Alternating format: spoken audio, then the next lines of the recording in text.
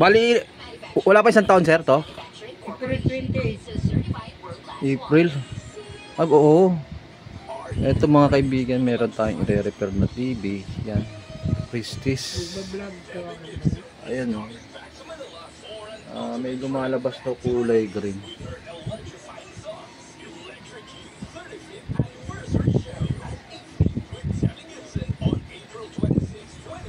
May kuya yung remote. Ayan o. Solarize Menu, tingnan natin sa factory setting. Menu 1147. Ayaw ulit. Menu 1174. Ayun, lumabas factory setting. Kung natin dito sa may adjust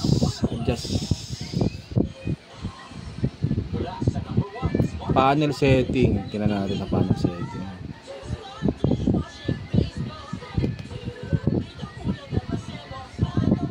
Ayun, sa mapping niya siguro to.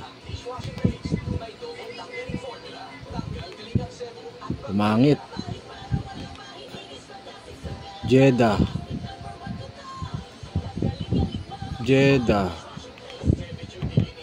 Dalawa lang ang Jeddah lang saka no.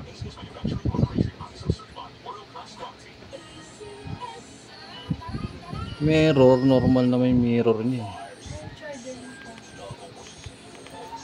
Iba yung to. Yung green siya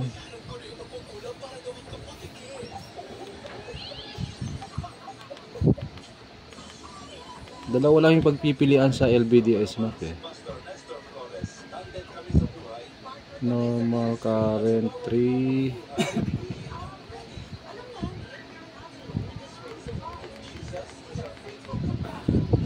Iba kaya natin. Color dip.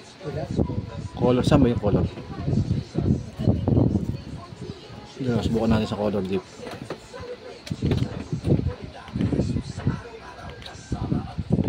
Wala.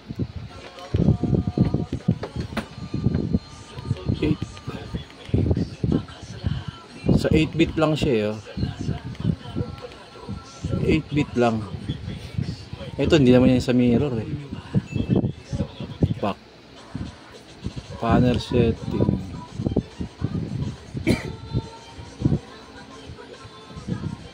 Sa picture setting siguro to.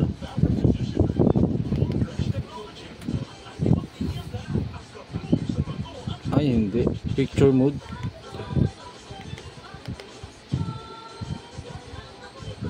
Sa to? Sa kulay lang.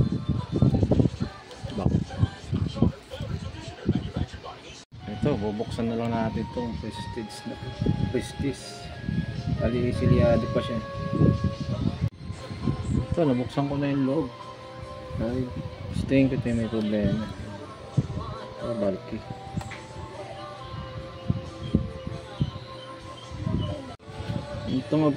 Ito mga bro, napalitan ko na 470 25 volts.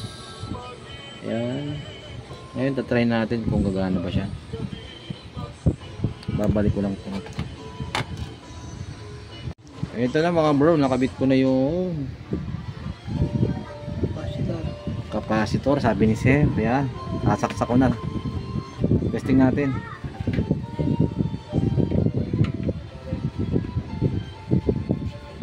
Hirap isaksak. Wala nga.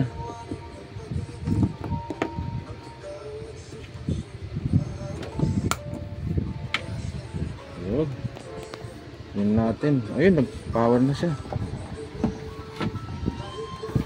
Ay, meron pa din. Meron pa rin Solarize pa rin siya. Kahit konting pagtingin. Sa LBDS tayo gagalaw.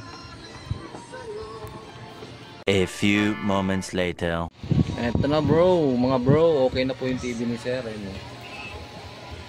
Bali, ang nangyari dito, sira yung capacitor, yung 470.